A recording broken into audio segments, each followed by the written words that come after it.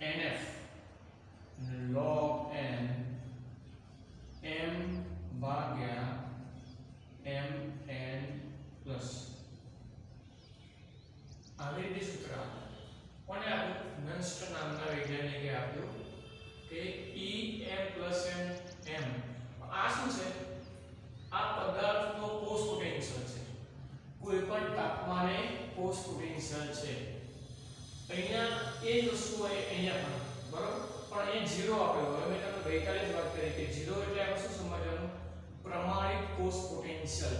પ્રમાણિત એટલે 298 કેલ્વિન તાપમાને જે કોષ પોટેન્શિયલ હોય અર્ધ પ્રક્રિયાનો એને આપણે પ્રમાણિત કોષ પોટેન્શિયલ કહીએ છીએ.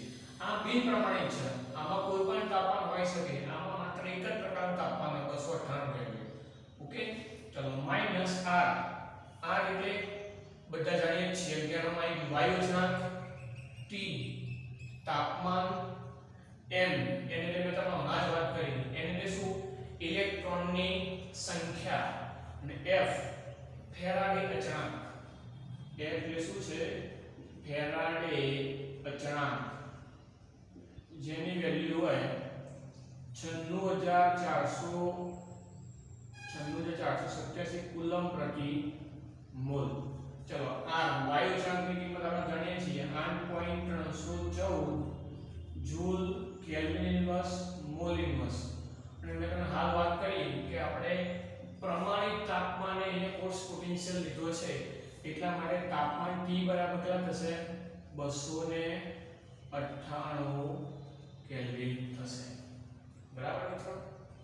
હવે આપણે વિચારીએ કે ચાલો હવે ln log m શું છે? તો ધાતુની સાંદ્રતા.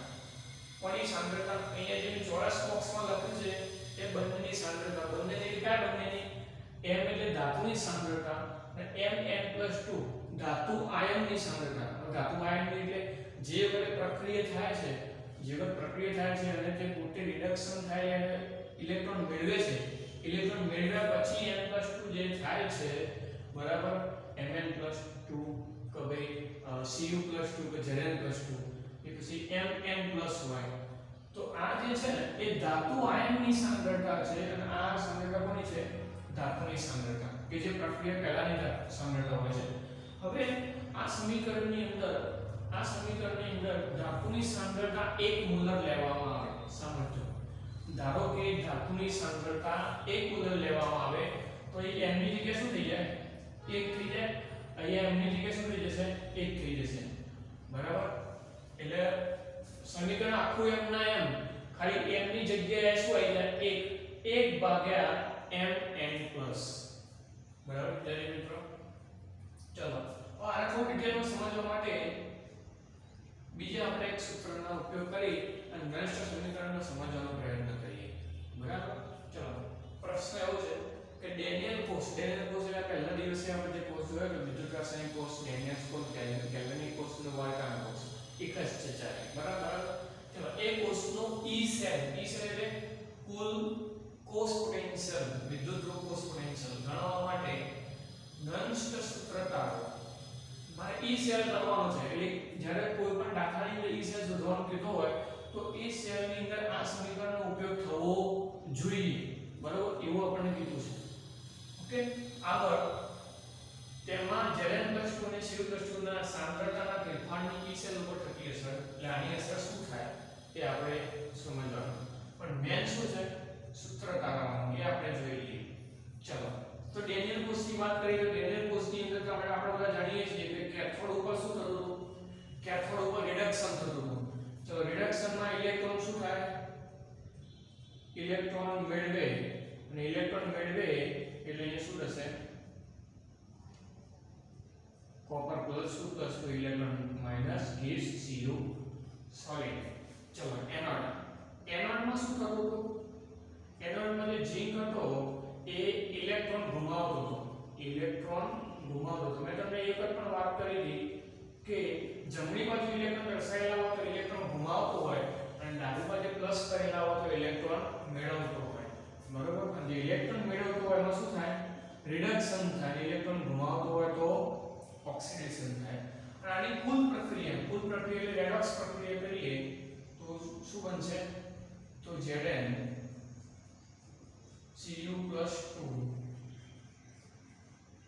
ઇલેક્ટ્રોન ઉડી જશે ચલો આ બધું Zn+2 aqueous અને પ્લસ કોપર બનશે એટલું ધ્યાન રાખવાનું કે રેડોક્સ પ્રક્રિયા લખતા હોય તો છેલ્લે અને પહેલે ઉપર +2 કે +1 કોઈ આયન દર્શાવવાનું આયન હંમેશા પછી દર્શાવવાનું બરાબર ધાતુ હંમેશા પહેલા આવે આટલું પ્રક્રિયાનું ધ્યાન રાખવાનું બરાબર ચલો આ પ્રમાણે હતું હવે દરેક પ્રમાણે વિચારીએ દાખલા તરીકે Zn ના અર્ધકોષ માટે વિચારીએ Zn ના અર્ધકોષ માટે ચલો Zn ના અર્ધકોષમાં શું હતું Zn+2 અને Zn બરાબર ચલો આના માટે આ પ્રક્રિયા લખીએ ગ્રંથ સમીકરણની ચલો E और m એટલે ધાતુ m તરીકે ધાતુ આપણે કઈ લીધી હાલ Zn n plus n એટલે ઇલેક્ટ્રોનની સંખ્યા કેટલી હાલ 2 તો આપણે Zn2 plus aqueous Zn is equal to E0 Zn plus 2 aqueous Zn solid minus RT upon હું NF ની જગ્યાએ 2F મૂકું ચાલશે ને કારણ કે n ની કિંમત શું છે n શું હતો આપણા માટે ઇલેક્ટ્રોનની સંખ્યા હતી તો ઇલેક્ટ્રોનની સંખ્યા n તો n ની જગ્યાએ તમે જો અહીંયા n ની જગ્યાએ શું છે 2 બરાબર અહીંયા 2 છે એટલે આપણે n ની જગ્યાએ શું મૂકી દઈએ 2F ઇલેક્ટ્રોનની સંખ્યા ઓકે અને એ ખબર ના પડે જોઈએ હવે કેટલા ઇલેક્ટ્રોન છે 2 બંને બે ઇલેક્ટ્રોન તો ઇલેક્ટ્રોન સંખ્યા કેટલી થશે 2 થશે બરાબર ચલો આગળ log n મેં તમને સૂત્રમાં કહ્યું કે ધાતુની સાંદ્રતા શરૂઆતમાં 1 લઈએ તો n ની જગ્યાએ લખાય 1 લખાય અને mn પ્લસ એટલે Zn2 પ્લસ m એટલે ધાતુ અને n એટલે ઇલેક્ટ્રોનની સંખ્યા ચલો આ તો આપણે ઝિંક ધાતુ માટે એટલે અર્ધકોષ માટે આ પ્રક્રિયા બની ગઈ દ્રશ્ય સમીકરણ આને આપણે સમીકરણ નંબર 1 આપી દઈએ હવે Zn ને જેવી રીતે કોણ બનાવવાનું કોપર માટે બનાવવાનું ચલો કોપર ના અર્ધકોષ માટે તો ચલો એમાં શું થાય Cu+2 અને Cu બરાબર ચલો એનું સૂત્ર મૂકી દઈએ આપણે આવી રીતે જ બનાવવાનું પણ Zn ની જગ્યાએ શું આવી જશે કોપર આવી જશે ચલો E Cu+2 aqueous અહીંયા Cu solid is equal to E0 Cu+2 aqueous Cu solid minus RT upon NF અહીંયા પણ n કોપરમાં પણ કેટલા ઇલેક્ટ્રોન છે 2 ઝીંકમાં પણ 2 એટલે 2 મૂક્યા પણ અહીંયા કોપરમાં પણ 2 ઇલેક્ટ્રોન છે તો એની જગ્યાએ આપણે શું મૂકીશું 2 મૂકીશું ચલો log 1/Cu2 પ્લસ બરાબર આખું સૂત્ર એમના એમ લખવાનું છે ખાલી અહીંયા ઝિંક વાપરે છે પેલામાં કોપર વાપરે છે બરાબર એટલે તમને હવે તમને ખબર પડી ગઈ છે કે એમ શું ચલો કે ધાતુ જે કોઈ પણ હોઈ શકે જ્યારે હોય કોપર હોય સિલ્વર હોય નિકલ હોય કોબાલ્ટ હોય Fe આયન કોઈ બી હોઈ શકે છે બરાબર ચલો બંને સમીકરણ આપણે થઈ ગયા હવે બંને સમીકરણ માટે એટલે કે Zn અને કોપરના અર્ધકોષ માટે આપણે એક સૂત્ર જાણીએ છીએ શું જાણીએ છીએ કે ભાઈ E cell બરાબર E right minus E left આવું જાણીએ છીએ ને બરાબર E right એટલે કેથોડ પર થતી પ્રક્રિયા બરાબર ચલો હેડ E cell બરાબર E right એટલે કેથોડ પર આ પ્રક્રિયા થાય એટલે આનું સમીકરણનો ઉપયોગ કરવાનો માઈનસ E left એટલે ડાબી બાજુ શું હતું એનોડ ઝિંક એનોડ પર જે પ્રક્રિયા થાય નષ્ટ પ્રમાણે એ સૂત્ર મૂકી દેવાનું તો ચલો પહેલું મૂકી દઈએ આપણે રાઈટ બાજુનું ચલો રાઈટ માં આખું સમીકરણ મૂકી દઈએ બરોબર આ કે તો આપણે તમને E right એટલે જમણી બાજુનું કેથોડનું એટલે કોપરનું, તમારે રાઈટ એટલે કોપર અને લેફ્ટ એટલે ઝીંક એટલું યાદ રાખવાનું. ચલો આપણે મૂકી દઈએ E0 Cu+2 aqueous Cu solid minus RT/2F log n 1/Cu+2. ચલો આપણે ER એટલે રાઈટ પર મૂકી દીધો, માઈનસ એટલે માઈનસ E લેફ્ટ એટલે આ મૂકવાનું છે. ચલો એનું મૂકી દઈએ E0 Zn2 aqueous Zn solid minus RT/2F log n અહીંયા 1/Zn+2. ચલો આટલું સુધી ખબર પડી ગઈ વિદ્યાર્થી મિત્રો.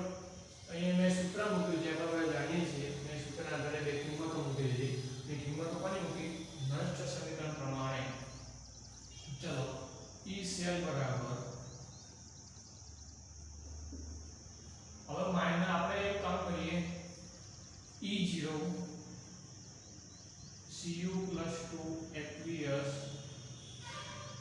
Cu. ચલો હવે આખું સમીકરણ છે ને આ રહ્યું.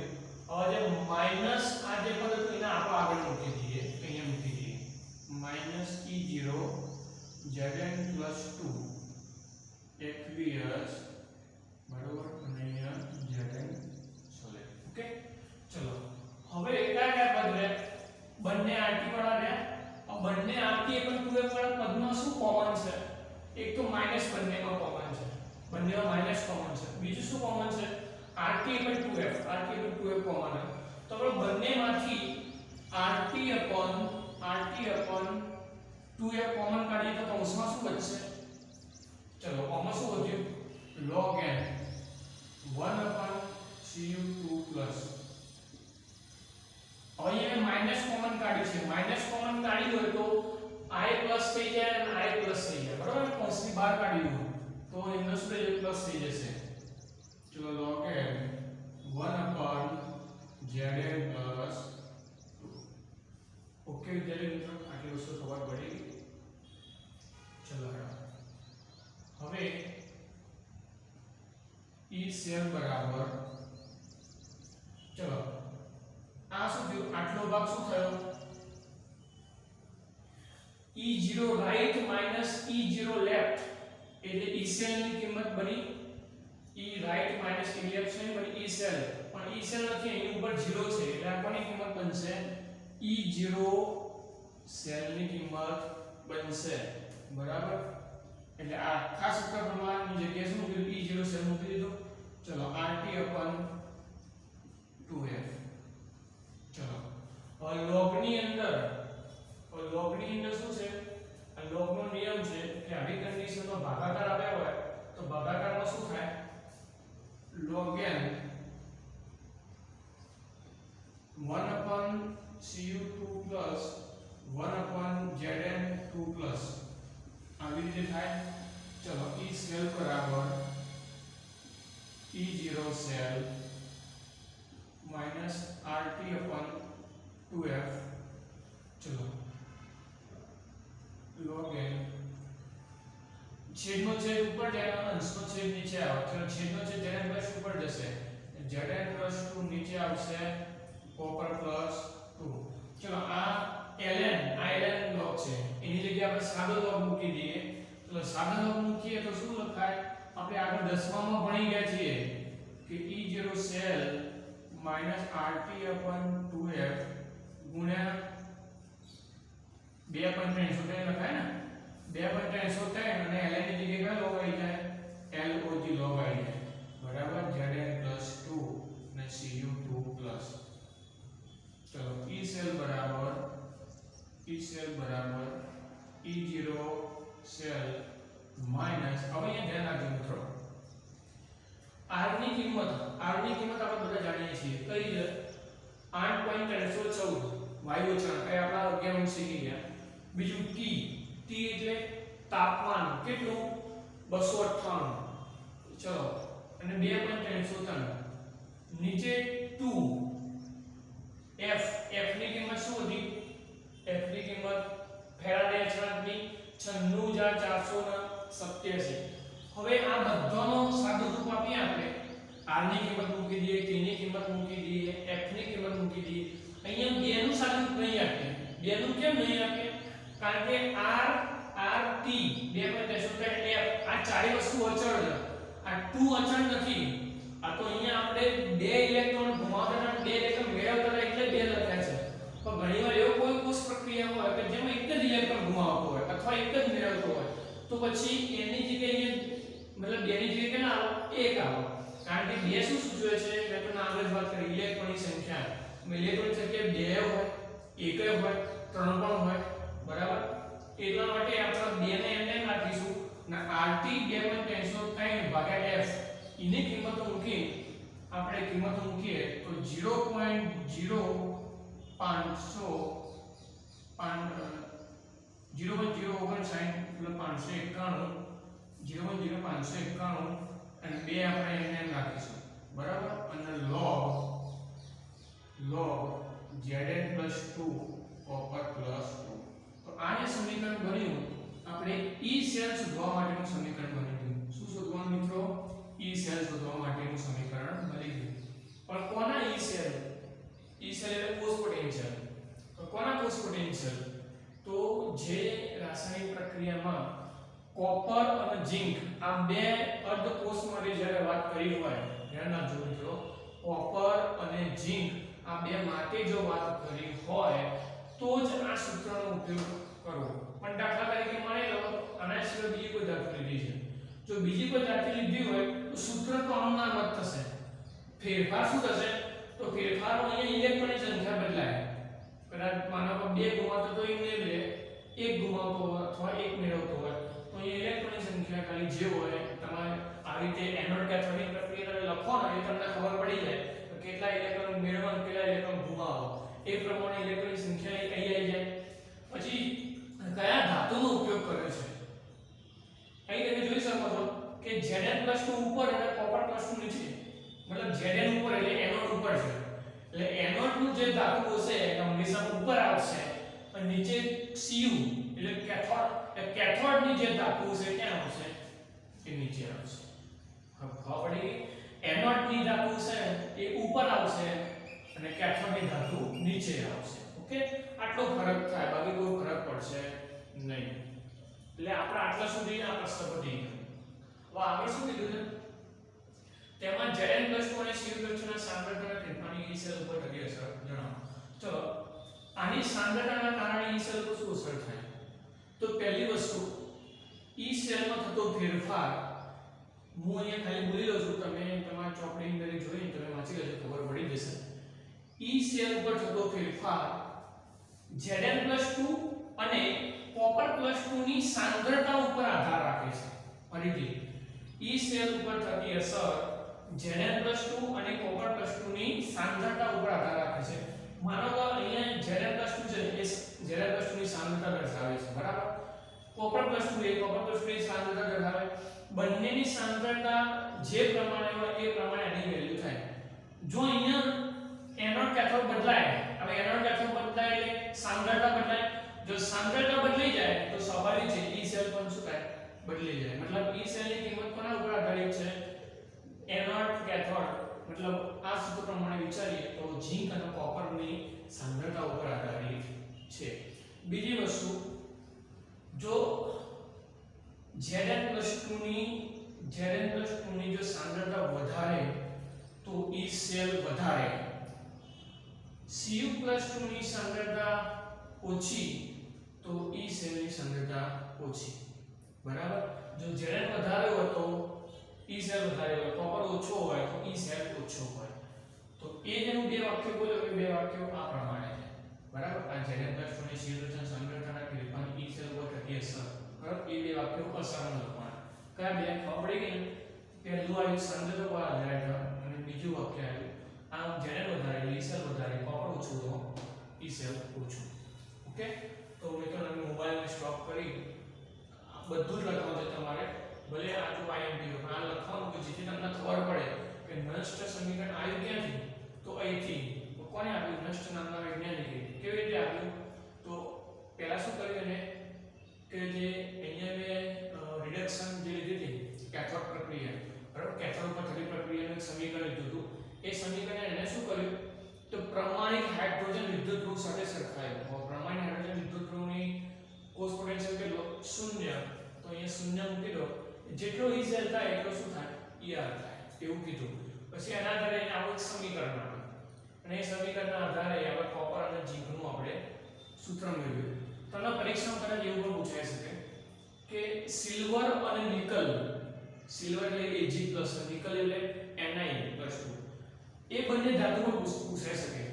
તો Ag આપણા માટે કેથોડ બને અને નિકલ આપણા માટે શું બને? એનોડ બને. એટલે જે રિડક્શન થતું હોય એ Ag ઉપર થાય, જે ઓક્સિડેશન થતું હોય એ નિકલ ઉપર થાય, બરાબર. એટલે એ પ્રમાણે તમે ઝીંકની જગ્યાએ શું લેવાનું? નિકલ, અને કોપરની જગ્યાએ Ag, સિલ્વર, એ મૂકો. બધું ઇનાયન ખાલી ધાતુ બદલાય અને એક ઇલેક્ટ્રોન સંખ્યા બદલાય, અહીંયા બદલાય, બાકી બધું ઇનાયન થઈ જાય. કે વિદ્યાર્થી મિત્રો, એટલે પ્રશ્ન આના જ પણ આના સિવાય કોઈ પણ પ્રકારની ધાતુ આપી હોય તમે આવી જ રીતે ટાળી શકો છો. ખાલી ધાતુ બદલાઈ જાય બસ, બાકી બધું સૂત્ર આમના. ઓકે વિદ્યાર્થી મિત્રો, તમને આ આજના ટોપિકનો